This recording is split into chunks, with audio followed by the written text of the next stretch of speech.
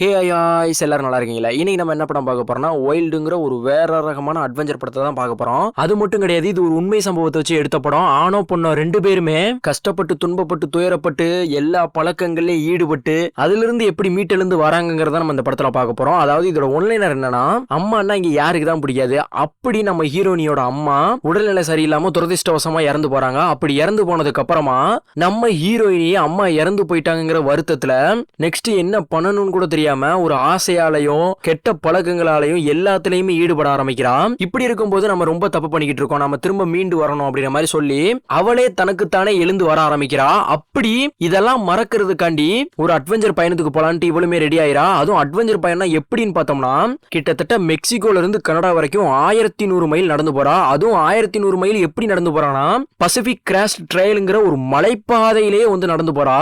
இப்போ உயிரோட போவாளா இல்லையா, இல்ல போற வழியில இவளுக்கு என்ன ஆச்சு, எல்லாத்தையும் மறந்தாலா இல்லையா, திரும்பவும் பழையபடிக்க வந்தாலா இல்லையாங்கிறத ட்விஸ்டுக்கு மேல ட்விஸ்டா ஒரு அட்வென்ச்சரோட பயங்கரமா இந்த படத்தை நம்ம பாத்துருவோம். அதுக்கு முன்னாடி நம்ம சேனலை சப்ஸ்கிரைப் பண்ணலாம், மறக்காம சப்ஸ்கிரைப் பண்ணிருங்க, பெல் பட்டனை கிளிக் பண்ணிருங்க. இப்ப படத்துக்குள்ள போலாம் வாங்க. ஸ்டார்டிங்ல ஒரு மலைப்பகுதியில ஒரு பொண்ணுமே உட்காந்துருக்கா. அவளுமே அவளோட ஷூவை கலட்டும் போது அவ காலு ஃபுல்லா பொக்கலமா வந்திருக்குது. அதாவது பயங்கரமா புண்ணு வந்திருக்குது. என்னடா இப்படி ஆயிடுச்சு அப்படின்ட்டு காலை பார்த்துக்கிட்டு இருக்கும் போது அவற்றுக்குள்ள ரெண்டு ஷூல ஒரு ஷூ வந்து அவ பக்கத்துல இருக்கிற பள்ளத்தாக்குல வந்து விழுந்துருது. இதை பார்த்து வெறியான அவளுமே ஒரு ஷூ வச்சுட்டு என்னோட அட்வென்ச்சரை எப்படி மேற்கொள்வேன் அப்படின்னு சொல்லிட்டு இன்னொரு ஷூவையும் கோவப்பட்டு அந்த பள்ளத்தாக்குல தூக்கி எறிஞ்சு வெறித்தனமா கத்த ஆரம்பிச்சிடறா பேய் மாதிரி. டேய் யாரா ராஜு இது வெறித்தனமா கத்திக்கிட்டு இருக்காளே அப்படின்னு கேட்டீங்கன்னா, இவ தான் நம்ம படத்தோட ஹீரோயினி. இவ பேர் வந்து செரில். இப்போ அங்க கட் பண்ணா வைல்டுங்கிற நம்ம படத்தோட டைட்டில் தான் போட்டு காமிக்கிறாங்க. இப்போ ஸ்டார்டிங்ல நம்ம ஹீரோயினி தான் காமிக்கிறாங்க. இவளுமே அங்க உள்ள ஒரு லாட்ஜுக்கு வந்துட்டு எனக்கு இன்னைக்கு நைட் தங்குறதுக்கு ஒரு ரூம் தேவைப்படுது, கிடைக்குமா அப்படிங்கிற மாதிரி அங்க உள்ள ஓனர்கிட்ட கேட்கும்போது ஓகே இன்னைக்கு நைட்டுக்கு மட்டும் $18 அப்படிங்கிற மாதிரி சொல்றாங்க. ஓகே அப்படிங்கிற மாதிரி இவளுமே சொல்லிடுறான். அதுக்கப்புறமா அந்த மேனேஜர் $18 இன்னைக்கு நைட்டு மட்டும் தான், ஆனா இன்னொரு பர்சன் கூட வந்தாங்கன்னா அப்படியே டபுள் ஆகும் அப்படிங்கிற மாதிரி சொல்றாங்க. எதுக்கு இன்னொரு பர்சன், அதெல்லாம் யாரும் வரமாட்டாங்க அப்படிங்கிற மாதிரி நம்ம ஹீரோயினி சொல்லும் போது, யாருக்கு தெரியும் யாராவது பின்னாடியே வர வாய்ப்பு இருக்குது, இதை நான் டெய்லி பாத்துக்கிட்டு தானே இருக்கேன் அப்படிங்கிற மாதிரி நம்ம ஹீரோயினியுமே ஓரம் கொஞ்சம் வச்சே பேசிக்கிட்டு இருக்கா.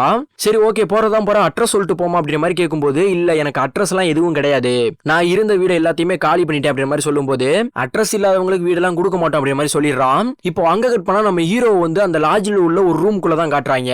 எப்படா இவ இங்க வந்தான்னு பார்த்தோம்னா, நம்ம ஹீரோயினியே டப்புன்னு ஒருத்தனுக்கு கால் பண்றா. அது யாருன்னு பார்த்தோம்னா நம்ம ஹீரோயினியோட எக்ஸ் ஹஸ்பண்ட் தான். அவனுக்குமே கால் பண்ணிட்டு நான் வந்து உன்னோட வீட்டு அட்ரஸ் தான் தங்குறதுக்கு வந்து கொடுத்துருக்கேன், அதனால உனக்கு எந்த பிரச்சனையும் இல்ல அப்படிங்கிற மாதிரி சொல்லும்போது, இல்ல எனக்குலாம் எந்த ஒரு பிரச்சனையும் கிடையாதுங்கிற மாதிரி அவனுமே சொல்லிடுறான். சரி ஓகேன்னு சொல்லிட்டு இவளுமே நல்லா ஃப்ரெஷ் ஆயிட்டு ரெஸ்ட் எடுத்துட்டு அடுத்த நாள் காலையில நம்ம ஹீரோயினியுமே சாப்பிடுறதுக்கான பொருளா இருக்கட்டும், தங்குறதுக்கான பொருளா இருக்கட்டும், இந்த மாதிரி நிறைய பொருளை 3 மாசம் 4 மாசத்துக்கு தேவையான பொருள் எல்லாத்தையுமே எடுத்து பேக் பண்ணிக்கிறான். ஆக்சுவலா நம்ம ஹீரோயினி வந்து ஒரு அட்வென்ச்சரை மேற்கொள்ள போறா.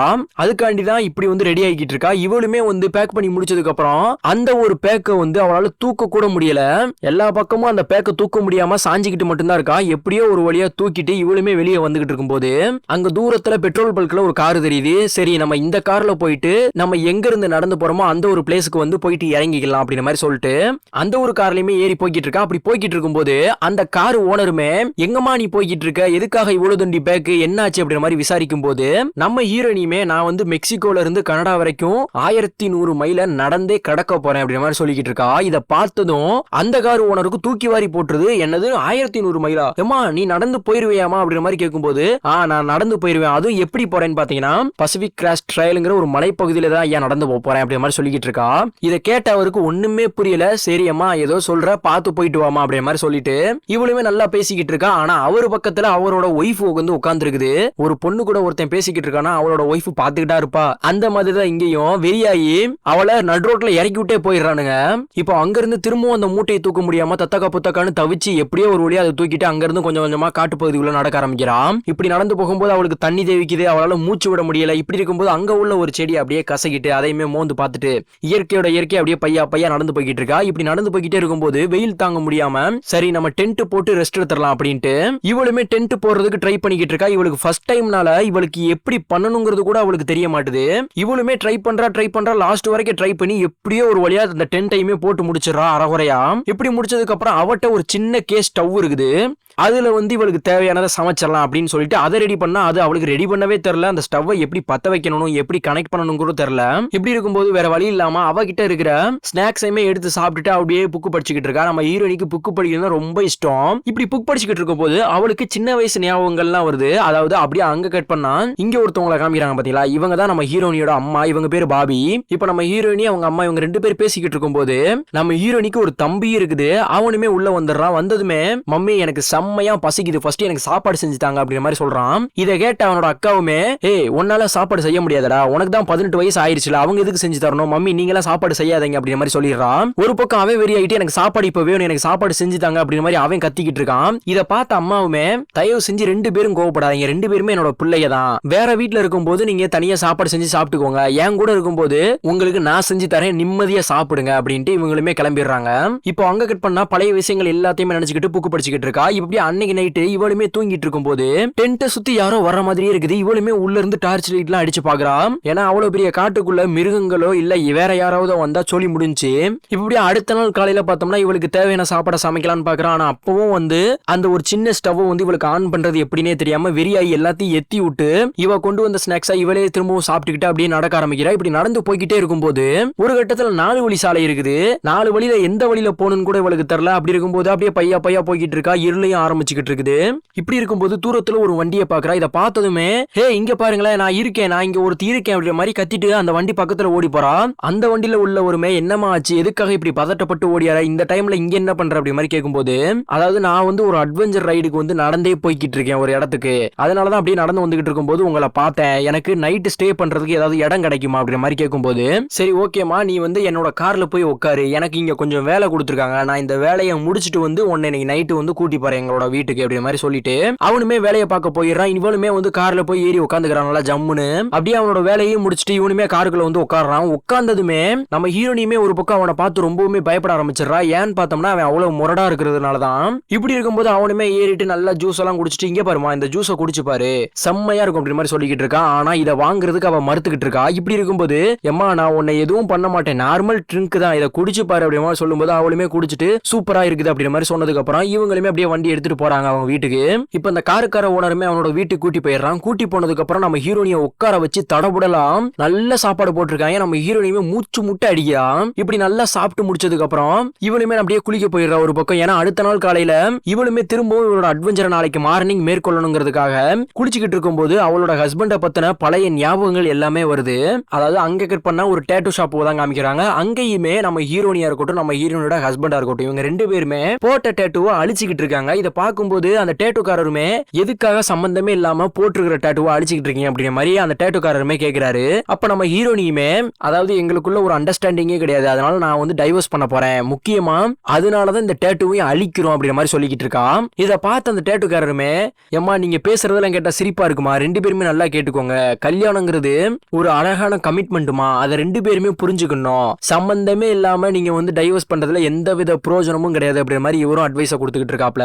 ஆனா அவர் சொல்றதை இவங்க கேட்கிற மாதிரியே கிடையாது. இவங்களுமே டைவர்ஸ்க்கு அப்ளை பண்ணி கையெழுத்து போட்டு 2 பேருமே பிரிஞ்சிடறாங்க. இப்படி லாஸ்டா பிரியிற டைம்ல வெளியே போயிட்டு நம்ம ஹீரோனியுமே ஹீரோவை அனுப்பிடுறதுக்காண்டி வெளியே நிக்கும் போது இவங்களுக்கு ஆட்டோமேட்டிக்கா இவங்களை அறியாமலேயே வந்து நிறைய கண்ணீர் வர ஆரம்பிச்சிருது.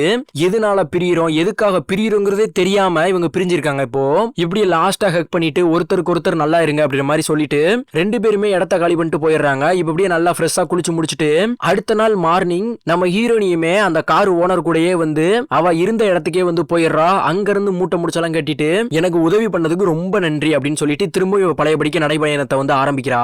இப்படி நடந்து போய்கிட்டே இருக்கும்போது அங்க ஒரு பாக்ஸ் மாதிரி இருக்குது. அந்த பாக்ஸ்ல இவளுக்கு தேவையான புக் இருக்கும், வேணும்னா எடுத்து நம்ம படிச்சுக்கலாம். அதாவது நம்ம ஹீரோனி மாதிரி நிறைய பேர் வந்து புக் ரீட் பண்றவங்க அந்த ஒரு இடத்துல தேவையில்லாத புக் எல்லாம் வச்சுட்டு போயிருவாங்க. நமக்கு தேவையான அந்த புக் எடுத்து ரீட் பண்ணிக்கலாம். அந்த மாதிரி ஒரு பிளேஸ் தான் அது. இவளுமே அவளுக்கு தேவையான புக் எல்லாம் எடுத்துட்டு இவளுமே அப்படியே பையன் நடந்து போய்கிட்டு இருக்கா. நடந்து போயிட்டு ரொம்பவுமே இருட்டாகிறனால இவளுமே டென்ட்டை போட்டு பழையபடிக்கும் அந்த ஸ்டவ்வை ஒரு பக்கம் பத்த வைக்க முடியுமா முடியாதுங்கிற மாதிரி ஒரு போராட்டத்தில் ஈடுபட்டு இருக்கா. அப்படி இருக்கும்போது அந்த ஸ்டவ்வுமே பத்திக்குது. இதை பார்த்ததும் அவளுக்கு சந்தோஷத்தை வெளிப்படுத்தவே முடியல, அந்த அளவுக்கு சந்தோஷப்படுறா.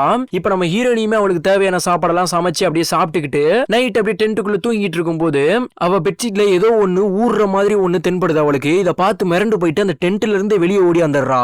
அது என்னன்னு பார்த்தா திரும்பவும் அந்த டென்ட்டுக்குள்ளேயே ஏதோ பாம்பு மாதிரியான ஒண்ணு உள்ள போய்கிட்டு இருக்குது. அடங்கொய்யால என்னடா இது அப்படின்ட்டு அப்படியே அடுத்த நாள் மார்னிங் இவளுமே திரும்பவும் பழைய படிக்க அவளோட நடைபயணத்தை தொடர்றா. ஒரு பக்கம் இப்படி நடந்து போய்கிட்டே இருக்கும்போது ஒரு பயங்கரமான பாம்பு பாக்குற. இந்த பாம்பு பார்த்து மிரண்டு போயிட்டு ஓரத்திலே அப்படியே நவுண்டு அங்கிருந்து எப்படியோ தப்பிச்சு துண்டாக்கானும் துணியக்கானும் நடக்க ஆரம்பிச்சு இப்படியே போய்கிட்டே இருக்கா. போய்கிட்டு இருக்கும்போது தூரத்துல யாரோ ஒரு ஆத்து பகுதியில குளிக்கிற மாதிரியே இருக்குது. ஆனா தூரத்துல இருந்து அவனுமே நம்ம ஹீரோயினிய பார்த்து, ஹே உன்னோட பேரு செரில் தானே, உன்னை பத்தி நான் கேள்விப்பட்டிருக்கேன் அப்படின்ற மாதிரி அவன் தூரத்துல இருந்து கத்துறான். ஓ அப்படியா, சரி ஓகே, உன்னோட பேர் என்ன அப்படின்ற மாதிரி கேட்கும்போது என்னோட பேரு கிரேக்குங்கிற மாதிரி அவன் சொல்லிக்கிட்டு இருக்கான். சரி ஓகே, நான் வெயிட் பண்ண, நான் கீழே வரேன் அப்படின்னு சொல்லிட்டு நம்ம ஹீரோனியுமே அப்படியே அவன் பக்கத்துல போறான். பக்கத்துல போனதுக்கு அப்புறம் நம்ம ஹீரோனியுமே அவனை பார்த்து, நீ எங்க போறதா பிளான், எங்க போய்கிட்டு இருக்க அப்படின்னு மாதிரி கேட்கறான். எனக்கு பெரிய ஐடியாலாம் ஒண்ணும் கிடையாது, இப்போதைக்கு கெனடி மேட் ஹவுஸ் போறேன், அங்க போனதுக்கு அப்புறம் தான் நான் யோசிக்கணும் எங்க போறதுன்னு, இப்போதைக்கு பெரிய ஐடியாலாம் எதுவும் கிடையாது அப்படின்ற மாதிரி சொல்றான். சரி ஓகே, அதெல்லாம் இருக்கட்டும், நீ ஒரு நாளைக்கு எத்தனை மைல் நடப்ப அப்படின்ற மாதிரி நம்ம ஹீரோனி கேட்கும்போது, நான் ஒரு நாளைக்கு 22 மைல் நடப்பேன் அப்படின்ற மாதிரி சொல்றான். இதை கேட்டது இவன் மிரண்டு போயிடுறா. என்னது 22 மைலா? நானே ஒரு நாளைக்கு 15 இருந்து 14 மைல் தான்ப்பா நடக்கிறேன், என்னால அதுக்கு மீறி நடக்க முடியல அப்படின்ற மாதிரி சொல்லிக்கிட்டு இருக்கா.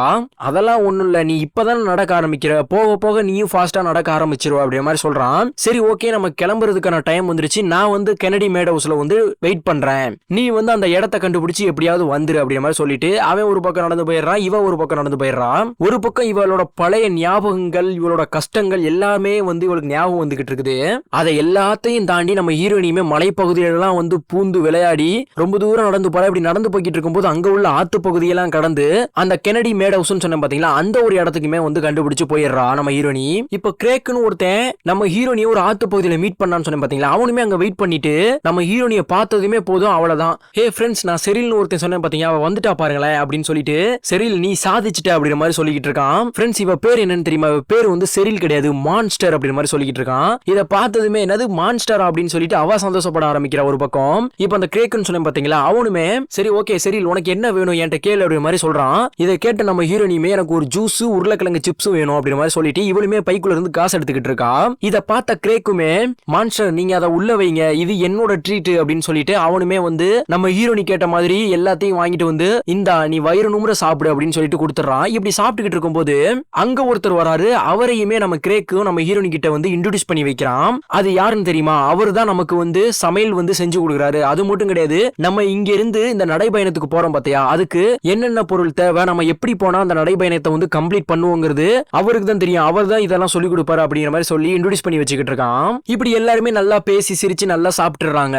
இப்ப நம்ம ஹீரோயினுமே அங்க உள்ள ஒரு அட்டைப்பெட்டியில எந்தெந்த புக் எடுத்துக்கலாம் அப்படிங்கிற மாதிரி பாத்துக்கிட்டு இருக்கும்போது அதுல ஒரு லெட்டர் இவளுக்கு கிடைக்குது. அந்த லெட்டர்ல நம்ம ஹீரோனுடைய எக்ஸ் ஹஸ்பண்ட் சொன்ன பாத்தீங்களா, அவனுமே சரி நான் ஏதாவது தப்பு செஞ்சா என்ன மன்னிச்சிரு, நான் நிறைய தப்பு செஞ்சிருக்கேன், ஆனா உன்னை விட்டு இப்ப தனியா பிரிஞ்சிருக்கிறது கஷ்டமா இருக்கு, கண்டிப்பா இந்த லெட்டரை நீ ரீட் பண்ணும்போது நான் இருக்க மாட்டேன், உன்னை எனக்கு ரொம்ப பிடிக்கும் அப்படிங்கிற மாதிரி ரொம்பவுமே கஷ்டப்பட்டு அவனோட கஷ்டத்தை வெளிப்படுத்துற மாதிரி எழுதியிருக்கான். இப்படி அங்க கட் பண்ணா இன்னொரு பக்கம் அந்த சமையல்காரன் சொன்ன பாத்தீங்களா, அவருமே பரவாயில்லமா நீ ஒரு உண்மையான நடைபயணம் நிரூபிச்சுட்ட அப்படிங்கிற மாதிரி சொல்லிக்கிட்டு இருக்காரு. இதை பார்த்ததுமே சச்சா அந்த அளவுல நான் ஒத்து கிடையாது ஐயா, நான் நார்மல் தான் அப்படிங்கிற மாதிரி சொல்லிக்கிட்டு இருக்கா. இதை பார்த்த அந்த சமையல்காரருமே, ஐயோ அப்படிலாம் சொல்லிடாத சரி, நீ கிட்டத்தட்ட 100 மைல் தூரத்தை கடந்து வந்திருக்க, நீ ஒரு உண்மையான நடைபயணி அப்படிங்கிற மாதிரி சொல்றாப்ல. எனத்த நடைபயணி நல்லா வெயில்ல செத்து பொழைச்சதான் மிச்சம், இங்க பாருங்க என் காலு நல்லா பொத்து போய் கிடக்குது, இதை வச்சுட்டு எப்படி நடக்க சொல்றீங்க என்ன இதுக்கப்புறம் அப்படிங்கிற மாதிரி சொல்லும் போது, அது ஓன் தப்பு கிடையாது சரி, நீ கரெக்டா தான் வந்திருக்குத, நீ ஷூ யூஸ் பண்ற பாத்தியா, அது ரொம்பவுமே சின்ன ஷூ, அந்த ஷூவை ஃபர்ஸ்ட் மாத்து, அந்த ஷூ சின்னதா இருக்குன்னு சொல்லிட்டு அதை ரிட்டர்ன் போட்டு புது ஷூ வாங்கிக்கோ, நீ நடந்து போவேல, அதுக்கு நெக்ஸ்ட் ஸ்டாப்ல எங்கேயாவது ஒரு ஷாப்ல போயிட்டு வாங்குற மாதிரி பார்த்தனா அவங்க டெலிவரி அந்த ஷாப்புக்கு பண்ணிடுவாங்க அப்படிங்கிற மாதிரி சொல்றாப்ல. ஓ இப்படி வேற இருக்குதா அப்படிங்கிற மாதிரி செரில் ஆச்சரியப்பட்டு கேட்கும்போது, ஆமா அது மட்டும் கிடையாது, உன்னோட பேக் இருக்கு பாத்தியா, இதுல இவ்வளவு வெயிட்ட வச்சிருந்தனா நீ சொல்ற இடத்துக்கு போறதுக்கு 3 மாசம் இல்ல கிட்டத்தட்ட 3 வருஷம் ஆனாலும் நீ போக முடியாது அப்படிங்கிற மாதிரி சொல்றாப்ல. இப்ப இவளுமே ஒரு பக்கம் உத்து பேக்கே பாக்குற. இப்படி பாத்துக்கிட்டு இருக்கும்போது என்னென்ன பொருள் அட்வென்ச்சருக்கு தேவைங்கிறத நான் சொல்லட்டுமா, அதை மட்டும் எட்டு போறியா அப்படிங்கிற மாதிரி கேட்கும்போது, எனக்கு ஓகே தான் நீங்க சொல்லுங்க அப்படிங்கிற மாதிரி சொல்றா. ஒரு பக்கம் அந்த பெரியவருமே அவருமே எந்தெந்த பொருள் எட்டு போகணுமோ அதை மட்டும் சொல்லிட்டு மத்த பொருள் எல்லாத்தையுமே தவிர்க்கிறாரு. இந்த மாதிரி எல்லாத்தையுமே கிளியரா சொல்லிக்கிட்டு இருக்காரு. இப்போ அந்த விஷயம் முடிஞ்சதுக்கு அப்புறம் நம்ம ஹீரோனியுமே அந்த ஷூ வாங்கினவங்களுக்கு கால் பண்ணி, நீங்க எனக்கு கொஞ்சம் சின்ன ஷூவா குட்டீங்க, எனக்கு பெரிய ஷூ வேணும், நான் சொல்ற ஷாப்ல, அதாவது நான் நடந்து வர நெக்ஸ்ட் ஷாப்ல நீங்க அந்த ஷூ டெலிவரி பண்ணிருங்க, நான் அங்க இருந்து நான் ஷூ வாங்கிக்கிறேன் அப்படிங்கிற மாதிரி சொல்றா. இப்படி அங்க கட் பண்ணா நான் கிரேக்குன்னு சொன்னேன் பாத்தீங்களா, அவனுமே செரில் கிட்ட இங்க பாரு, நீ இதுக்கப்புறம் ஒரு பஸ் பிடிச்சி ஏதாவது டாக்டரி பிடிச்சி அந்த பனி பிரதேசமா இருக்கிற ஒரு இடத்துக்கிட்ட போவ, அங்க இருந்து நீ பனி பிரதேசத்துக்குள்ள போகும்போது உன்னோட உதடுகள் எல்லாமே வறண்டு போயிடும், அதனால நீ பார்த்துதான் இருக்கணும் அப்படிங்கிற மாதிரி சொல்லிடுறான். சரி ஓகே அதெல்லாம் நான் பாத்துக்கிறேன், எனக்கு அதெல்லாம் எந்த பிரச்சனையும் கிடையாது முடியாது அப்படின்ற மாதிரி சொல்லிடுறான். சரி நீ பாத்துப்போ, நான் பின்னாடியே வந்து உன்னை தேடி கண்டிப்பா நானும் என்னோட நடைபயணத்துல நம்ம 2 பேரும் எங்கேயாவது மீட் பண்ணுவோம் அப்படின்ற மாதிரி சொல்லிடுறான். இன்னொரு பக்கம் இவளுக்கு தேவையான புக்கை எல்லாம் எடுத்து வச்சுக்கிட்டு இருக்கும்போது பழையபடிக்கு அந்த புக்கு படிக்கும் போது அவளோட அவங்க அம்மா ஞாபகம் வந்துருது. அதாவது அவங்க அம்மாவுக்குமே உடம்பு சரியில்லாம ஹாஸ்பிட்டல் சேர்த்திருக்காங்க. அந்த ஹாஸ்பிட்டல்ல எடுத்து பார்த்த டெஸ்ட் மூலியமா உங்க அம்மாவுக்கு புற்றுநோய் இருக்கிற மாதிரி அந்த டாக்டருமே சொல்றாரு. இந்த டாக்டர் சொன்னதுமே நம்ம ஹீரோட தம்பி ஒரு பக்கம் எழுந்து போயிடுறான் கோவத்துல. இன்னொரு பக்கம் இவளுமே ரொம்ப ஏங்கி ஏங்கி அழுதுகிட்டு இருக்கான். இத பார்த்த நம்ம ஹீரோட அம்மா பாபியுமே எனக்கு ஒண்ணும் இல்ல சரி நீலாம் இதுக்கு அழுகாத அப்படி மாதிரி சொல்லிடுறாங்க. இவ இப்படி அங்க கட் பண்ணா நம்ம ஹீரோனியுமே பஸ் பிடிச்சி நெக்ஸ்ட் இவ எதை கடக்குறாளோ அந்த ஒரு பிளேஸுக்கு வந்து போனோம். அதாவது இவ பனி பிரதேசத்தை தான் வந்து கடக்க போறா. அதனால பஸ் பிடிச்சி இவளுமே வந்து ஒரு இடத்துக்கு போயிடுறா. அங்க இருந்து இவ போற இடத்துக்கு ஏதாவது லிப்ட் கேட்டு தான் போக முடியுங்கிறனால இவளுமே லிப்ட் கேட்டு இருக்கா. யாருமே நிக்கிற மாதிரி ஐடியாவே கிடையாது. அப்படி ஒருத்தன் நிக்கிறான். அப்படி நிக்கும் போது அவனுமே நீங்க இந்த மாதிரி ஊடால நின்னு லிப்ட் கேட்கிற மாதிரி கேட்டு அவங்க கிட்ட இருக்கிற பொருள் எல்லாத்தையுமே பறிமுதல் பண்றீங்க, நீங்க திருடுங்க தானே அப்படி மாதிரி சொல்லும் போது ஐயோ உன்னை நிப்பாட்ட சொன்னதுக்கு என்ன சோழிய முடிச்சு விட்டுற போலே, ஐயோ அப்படிலாம் கிடையாது, நான் ஒரு சாதாரணமான மனுஷி தான், நீங்க இங்க இருந்து கிளம்புங்க அப்படின்னு சொல்லிட்டு அவனையுமே கிளப்பி விட்டுறாங்க.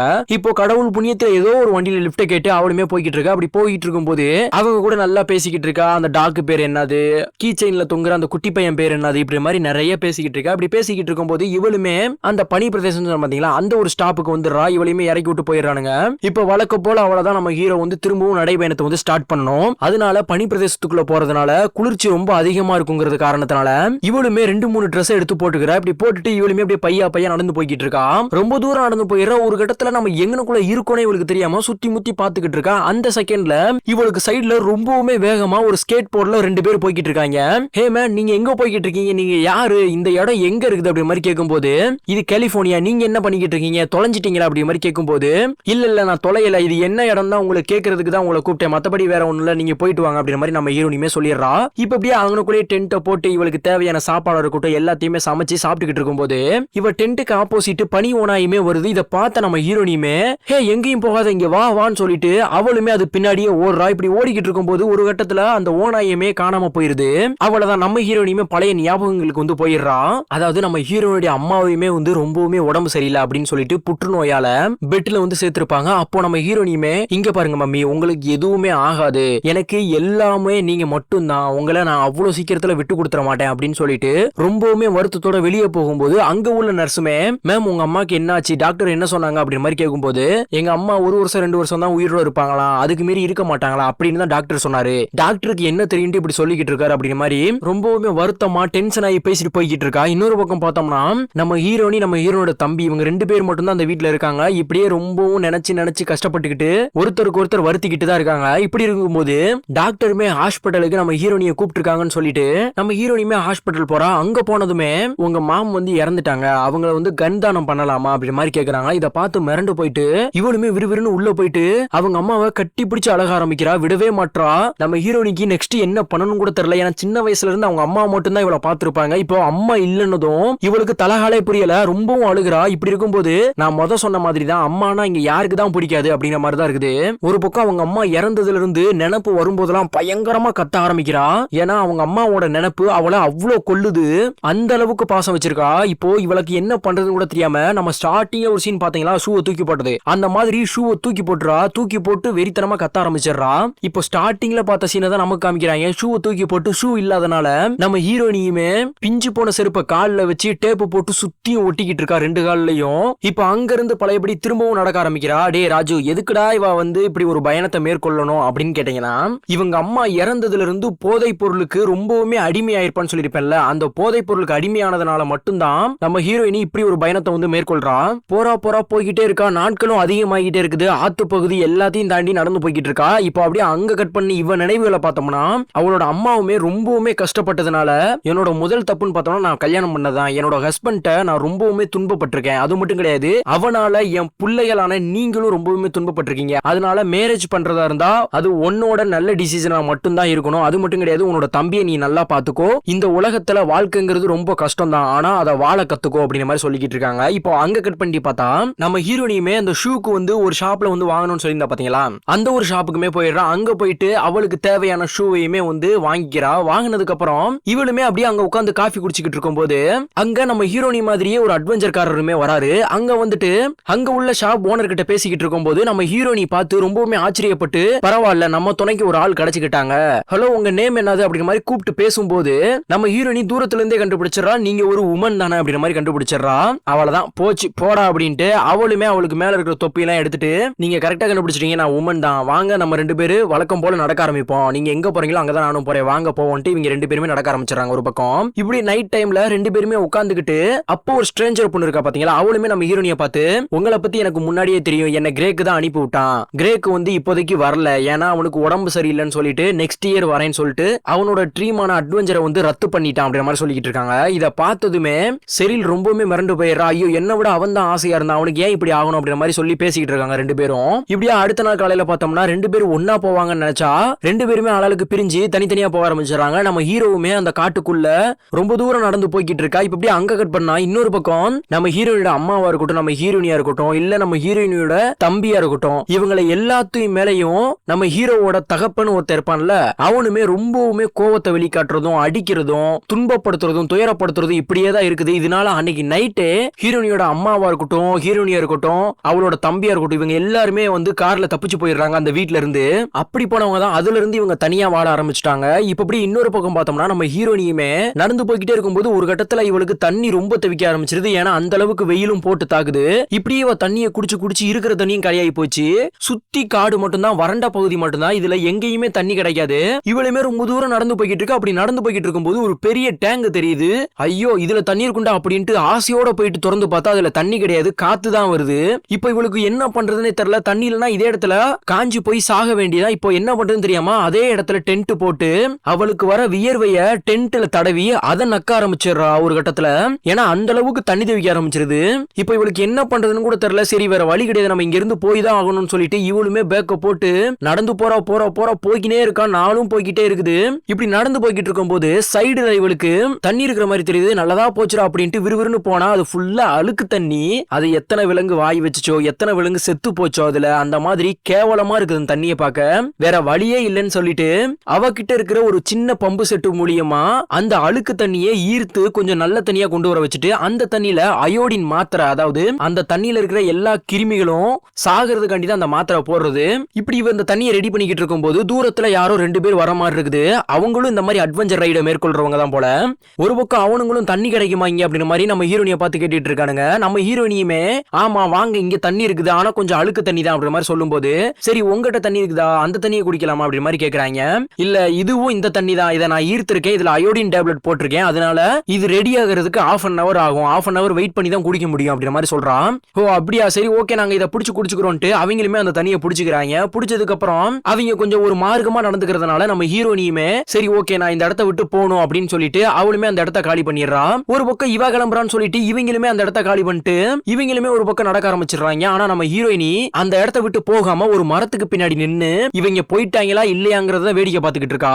ஆனா இவங்க காட்டு பகுதிக்குள்ள போனதும் இவ அங்க இருந்து வெளியே வந்து அந்த தண்ணியை குடிக்கலான்ட்டு போகும்போது அந்த 2 பேத்துல ஒருத்தன் இவ இருக்கிற இடத்துக்கே வந்து, என்ன எங்களை ஏமாத்திரியா, இங்க இருந்து போறேன்னு தானே சொன்ன, திரும்ப இங்க வந்து உட்காந்துருக்க, எங்களை ஏமாத்தலான்னு பாக்குறியா, இப்போ உன்னை இங்கேயே என்ன பண்ணணுமோ எல்லாமே பண்றேன் அப்படின்ற மாதிரி சொல்லி தப்பா பிஹேவ் பண்ணிக்கிட்டு இருக்கான். இத பார்த்த நம்ம ஹீரோனிக்கு என்ன பண்றதுன்னு கூட தெரியல. அவளுமே வாயடைச்சு போய் நின்னுகிட்டு இருக்கா. ஆனா அந்த டைம்ல இவன் கூட ஒருத்தன் வந்திருப்பான் பாத்தீங்களா, அவனுமே தூரத்துல இருந்து வழியை கண்டுபிடிச்சா, வாடா எங்கடா போன, உன்னை எங்கடா தேடுறது, எங்கடா தொலைஞ்சு போன நினைச்சேன்டா, வாடா பைத்தியக்காரா அப்படின்னு சொல்லி அவனையுமே கூப்பிட்டுறான். ஆனா நல்ல வேலை கடவுள் புண்ணியத்துல அவனுமே அந்த இடத்துல போயிட்டான். அவ்வளவுதான், நம்ம ஹீரோனிக்கு சுதந்திரம் கிடைச்ச மாதிரி தான் ஒரு ஃபீல். எவ்வளவு சீக்கிரத்துல பெட்டி படிக்கையை கட்டணுமோ கட்டிட்டு ஓடிடலான்ட்டு இவளுமே அங்க இருந்து ரொம்பவுமே வேகமா நடந்து போய்கிட்டு இருக்கா. நைட் ஆனாலும் பரவாயில்ல டென்ட்டே கிடையாதுன்ட்டு போய்கிட்டு இருக்கா. இவளுமே இப்படியே போய்கிட்டே இருக்கும்போது அஷ்லாண்டுங்கிற ஒரு ஊருக்கு வந்து போயிடுறான். அங்க போய் பார்த்தா அங்க நிறைய பேர் இருக்காங்க. நல்லதா போச்சுறான்ட்டு அந்த இடத்துலயே கொஞ்ச நாள் தங்கிக்கிட்டு திரும்பவும் பழையபடிக்கு அவளோட அட்வென்ச்சர் வந்து ஸ்டார்ட் பண்றா. இப்படியே நடந்து போய்கிட்டு இருக்கும்போது நைட்டு தங்குறதா இருக்கட்டும், அது மட்டும் இல்லாம அன்னைக்கு நைட்டா இருக்கட்டும், அது மாதிரி ஒவ்வொரு டைமும் தங்கும் போதும் இவ என்னென்ன பண்றாங்கிறது நோட்ல வந்து எழுதிக்கிட்டே வந்துகிட்டு இருக்கா. இதுக்கப்புறம் அப்படியே அடுத்த நாள் காலையில பார்த்தோம்னா இவளுமே திரும்பவும் நடக்க ஆரம்பிக்கிறா. இப்படி நடந்து போய்கிட்டு இருக்கும்போது சரியான மழை அடிக்குது. இந்த மழையில அவளுக்கு என்ன பண்றதுன்னு தெரியல. ஏன்னா சாப்பாடு கிடையாது, ஒரு லைட்டை போடுறதுக்கு ஒரு பேட்டரி கூட கிடையாது, இந்த மாதிரி இவ கையில எதுவுமே கிடையாது, எல்லாமே தீந்து போச்சு. இப்படி இருக்கும்போது இவளுமே பையா நடந்து போய்கிட்டு இருக்கும்போது தூரத்துல ஒரு காருக்குள்ள யாரோ இருக்கிற மாதிரி இருக்குது. இதை பார்த்ததுமே நம்ம ஹீரோனி விறுவிறுன்னு போயிட்டு எனக்கு ஹெல்ப் பண்ணுங்க ப்ளீஸ், என்கிட்ட சாப்பாடு எதுவுமே கிடையாது, எனக்காக கொஞ்சம் ரெடி பண்ணி கொடுங்க, அதுக்கான அமௌண்ட்டும் கொடுத்துறேன் ப்ளீஸ், இந்த டைம்ல நான் எங்கேயும் போக முடியாது அப்படிங்கிற மாதிரி சொல்லிக்கிட்டு இருக்கும்போது, இல்லம்மா டைம் ஆயிருச்சு நாங்க லாக் பண்ணிட்டோம், இதுக்கப்புறம் திறக்க முடியாது அப்படிங்கிற மாதிரி சொல்லிக்கிட்டு இருக்கான். ஆனா நம்ம ஹீரோயினி கெஞ்சிக்கிட்டு இருக்கா. இதை பார்த்துட்டு சரி ஓகே வா வாமா உனக்காண்டி திறக்கிறேன் அப்படின்ட்டு திறந்து இவளுக்கு தேவையான சாப்பாடா இருக்கட்டும் எல்லாமே ரெடி பண்ணிக்கிட்டு இருக்கும் போது அந்த டைம்ல திறந்த வீட்டுக்குள்ள நாய் நுழைஞ்ச மாதிரி ஒரு 3 பேரு நம்ம ஹீரோனி மாதிரியே அட்வென்ச்சருக்கு போறவங்க ஒரு 3 பேர் உள்ள வந்துடுறாங்க. வந்ததுமே அந்த கடைக்காரன் டென்ஷன் ஆயிட்டு ஏமா நீ மட்டும் தானே வரேன்னு சொன்ன, இப்ப பாரு 3 பேர் வந்திருக்காங்க, நான் வந்து இதை லாக் பண்ண போறேன் அப்படின்னு மாதிரி சொல்லிட்டு இருக்கான். இதை பார்த்து நம்ம ஹீரோனியுமே ப்ளீஸ்ங்க அவங்களும் என்ன மாதிரி தான், அவங்களும் சாப்பாடு கஷ்டப்படுறவங்க தான், ப்ளீஸ் அவங்களுக்கும் கொடுங்களேன் அப்படிங்கிற மாதிரி சொல்லும்போது சரி ஓகே உனக்காண்டி இவங்களுக்கும் நான் வந்து எல்லாமே ரெடி பண்ணி தரேன் அப்படின்ட்டு இவங்க எல்லாத்துக்குமே ரெடி பண்ணி தந்துடுறா. ரெடி பண்ணி முடிச்சதுக்கு அப்புறமா அந்த ஷாப் ஓனருமே கடையை லாக் பண்ணிட்டு அவனுமே அந்த இடத்த விட்டு கிளம்பிடுறான். கிளம்பும் போது நம்ம ஹீரோனியுமே அது என்ன குதிரை புதுசா இருக்குதே அழகா இருக்குதே யாரோடது அப்படி மாதிரி கேட்கும்போது அது எங்களோட தான், நாங்க தான் எட்டு வந்தோம் அப்படி மாதிரி சொல்லிக்கிட்டு இருக்கான். அதாவது அந்த அட்வென்ச்சருக்கு 3 பேர் வந்தாங்க பாத்தீங்களா, அவங்க சொல்றாங்க இப்போ அன்னைக்கு நைட்டு நம்ம ஹீரோனியை சேர்த்து 4 பேருமே டென்ட் போட்டு நல்லா சமைச்சு சாப்பிட்டுட்டு இருக்காங்க. அப்படி சாப்பிட்டுக்கிட்டு இருக்கும் போதே ஒரு பக்கம் மழை அடிச்சு ஊத்த ஆரம்பிச்சிருது. ஐயோ வாங்கடா ஓடுவோண்டா அப்படின்ட்டு அவங்க டென்ட்டுக்குள்ள வந்து எல்லாருமே போய்க்கிறாங்க. இப்போ அன்னைக்கு நைட்டு நம்ம ஹீரோயின் நல்லா தூங்கிட்டு இருக்கா. அப்படி தூங்கிட்டு இருக்கும் போது நம்ம ஹீரோயினியோட அம்மா இருக்காங்க பாத்தீங்களா, அவங்களுக்கு குதிரைனா ரொம்ப ஃபேவரட். அப்படி ரொம்ப ஆசைப்பட்டு அவங்க ஒரு குதிரையை வளர்த்திருப்பாங்க. ஆனா அந்த குதிரைய நம்ம ஹீரோனோட தகப்பன் அதை போட்டு தள்ளியிருப்பான். முக்காவாசி இதை நினைச்சே நம்ம ஹீரோட அம்மா வந்து இறந்து போயிருப்பாங்க. இப்போ இதெல்லாம் இவ கனவுக்கு வந்ததும் விறுவிறுன்னு டென்ட்ல இருந்து வெளியே வந்து ரொம்பவுமே வாமிட் எடுக்கிறா. அவளால முடியல, என்ன பண்றதுன்னு கூட தெரியல. அப்போ அங்க இருக்கிற வெள்ளை கலர் குதிரைன்னு சொன்னேன் பாத்தீங்களா, அதாவது இந்த 3 பேரோடது, அது கிட்ட போயிட்டு நல்லா தடவி கொடுத்து அது கூட பேசிக்கிட்டு இருக்கா. வாயில்லாத ஜீவன்னாலும் பாசம் ஒண்ணுதானே அப்படிங்கிற மாதிரி தான் இருக்குது இதை பார்க்கும்போது. இப்போ அங்க கட் பண்ணா அடுத்த நாள் காலையில நம்ம ஹீரோயின் இருக்கட்டும் அந்த 3 பேரா இருக்கட்டும் எல்லாருமே அப்படியே சாப்பிட்டுக்கிட்டு இருக்கும்போது நம்ம ஹீரோனிக்கு மட்டும் ஸ்பெஷலா அந்த கடை ஓனர்னு சொன்னேன் பாத்தீங்களா, அவனுமே காஃபியும் சாப்பிடுறதுக்கு ஸ்நாக்ஸும் எட்டு வந்து கொடுக்குறான். இதை பார்த்துட்டு அந்த 3 பேரும் சேர்ந்து இவளை கலாய்க்க ஆரம்பிச்சிடுறாங்க. ஒரு பக்கம் எப்பா பாடுறா இவளுக்கு மட்டும் வந்து நல்லா கவனிப்பா இருக்குது, நமக்கு மட்டும் பாத்தியா நமக்கு இதாண்ட நிலைமை அப்படிங்கிற மாதிரி சொல்லிக்கிட்டு இருக்கானுங்க. இப்போ ஒரு பக்கம் டைம் ஆக எல்லாருமே பெட்டி பிடிக்க கட்டிட்டு அவங்க தனித்தனியா அட்வென்ச்சர் ரைட மேற்கொள்ள போயிடுறாங்க. இப்போ நம்ம ஹீரோனி மட்டும் அவளுமே பெட்டி பிடிக்க கட்டி நடந்து போய்கிட்டு இருக்கும் போது குதிரை மாதிரி ஒண்ணு அந்த காட்டு பகுதிக்குள்ள நிக்குது. இதை பார்த்து என்னடா இது மூட்டையோட நின்னுகிட்டு இருக்குதே அப்படின்ட்டு ஆச்சரியப்பட்டு அது பக்கத்துல போயிட்டு அந்த ஒரு விலங்கோட ஓனருமே வந்துடுறாங்க. அதாவது ஒரு குட்டி பையனும் அவனோட பாட்டியம்மாவும் தான் இதோட ஓனரு. இப்போ அவங்களுமே வந்ததும் சாரிமா அது எங்களோட தான், அது வந்து வழி தவறி வந்துருச்சு மன்னிச்சுக்கோமா அப்படிங்கிற மாதிரி சொல்லிட்டு அதையுமே வாங்கிக்கிறாங்க. வாங்கினதுக்கு அப்புறம் நம்ம ஹீரோனியுமே அந்த குட்டி பையன் கிட்ட ஜாலியா பேசிக்கிட்டு இருக்கா. அப்படி பேசிக்கிட்டு இருக்கும் போது எதுக்காக இந்த வயசுல நீ நடந்து கஷ்டப்பட்டு இருக்க அப்படிங்கிற மாதிரி கேட்கும் போது அந்த குட்டி பையனுமே எனக்கு இது லீவ் டைம், அதனால இயற்கையை கொஞ்சம் ரசிக்கலான்னு வந்தேன், எனக்கும் கஷ்டங்கள்லாம் இருக்குதுல அந்த கஷ்டங்கள் போகிறதுக்காண்டி தான் நான் இப்படி வந்தேன் அப்படிங்கிற மாதிரி சொல்றான். இதை பார்த்து ஆச்சரியப்பட்டு போயிடுறா. அடங்கொய்யால அம்மா இறந்ததுல இருந்து நம்ம இந்த அளவுக்கு கூட யோசிக்கலையே அப்படிங்கிற மாதிரி யோசிச்சுக்கிட்டு இருக்கா.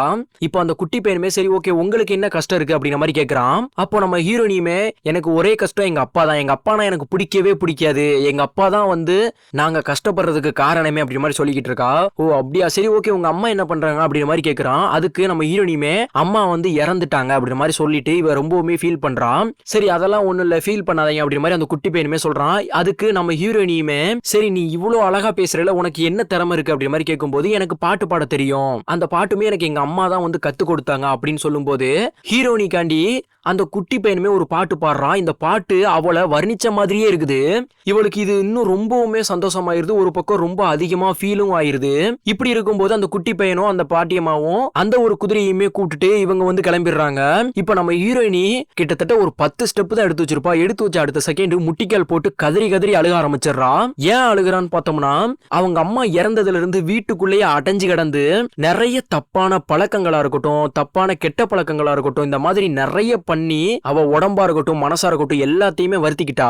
இப்போ அதை நினைச்சு ரொம்ப அழுகிறா. இந்த சின்ன பையனுக்கு இருந்த அறிவு கூட நமக்கு இல்லையே அப்படின்னு நினைச்சிட்டு சரி நமக்கு இங்க இருந்து புது வாழ்க்கை ஸ்டார்ட் ஆயிருக்கு அப்படின்ட்டு அங்க இருந்து திரும்பவும் நடக்க ஆரம்பிக்கிறா. இப்படி நடந்து போய்கிட்டு இருக்கும் போது நிறைய இயற்கை காட்சியா இருக்கட்டும் நிறைய மக்களா இருக்கட்டும் நிறைய விலங்குகளா இருக்கட்டும் நிறைய உறவுகளா இருக்கட்டும் இது மாதிரி எல்லாமே அவளுக்கு கிடைக்குது. இப்போ அவளுமே அப்படியே ஒரு புது வாழ்க்கையை ஸ்டார்ட் பண்ணிருக்கானே சொல்லலாம். இதோட அந்த படத்தையும் முடிக்கிறாங்க.